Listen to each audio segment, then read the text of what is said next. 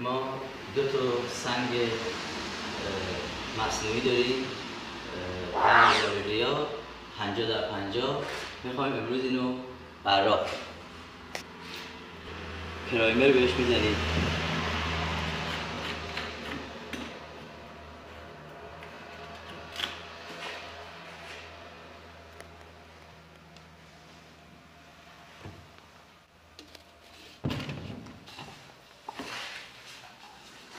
قبلا ما روش رو تمیز کردیم و تمام گرد و غباری که روش بوده گرفتیم. دو تا شبیه همن. امروز میخوایم فرق براق کننده رو بهتون نشون بدیم.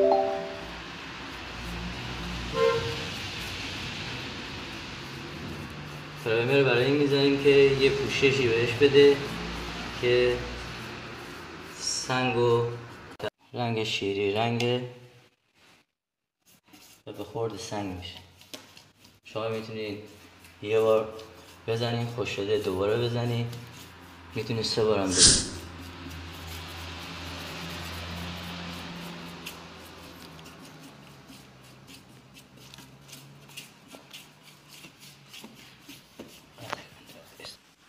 پرایمر زدن ما تموم شده. بعد این الان خیسه. صبر میکنیم تا این خیسیش گرفته بشه.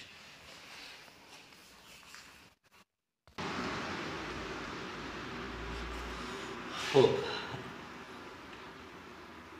دوریم بیا جلو. دیگه پرایمر ما بعد از 15 دقیقه خوش شد. میریم سر براق کردن سنگ. تفاوت اینو دوریم بیا جلو. اینو با این نشون بده. فعلا پرایمر زدیم اینجوریه. خب اینم لاک براق کننده سنگ مصنوعی.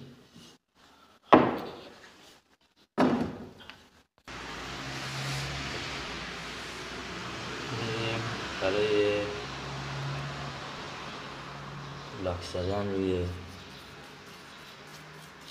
سنگ یه ذره دوربین عقب‌تر برو.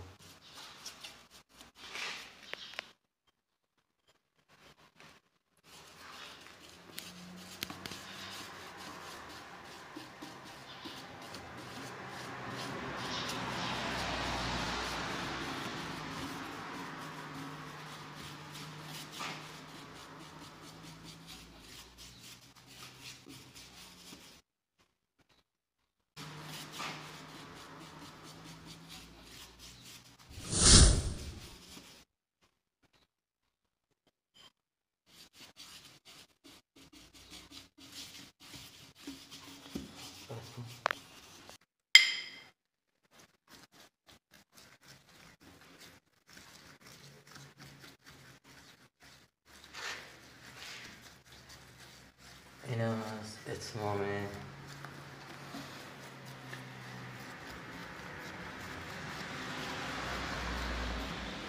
لاک براق کننده. ببین بیا جلو.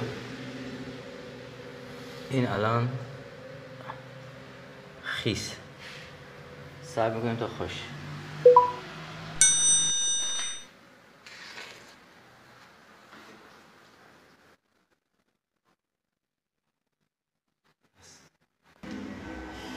یه توضیح در مورد پرایمر بدم. پرایمر حلال آب، با آب حل میشه و لاک سنگ مصنوعی حلال تینر. حالا میریم سر براق کردن سنگ که ببینیم چی شد. این خوش شده. تفاوت براق کردن سنگ مصنوعی و مات بودنش. این خام از قالب در اومده، خوش شده و این براق شد.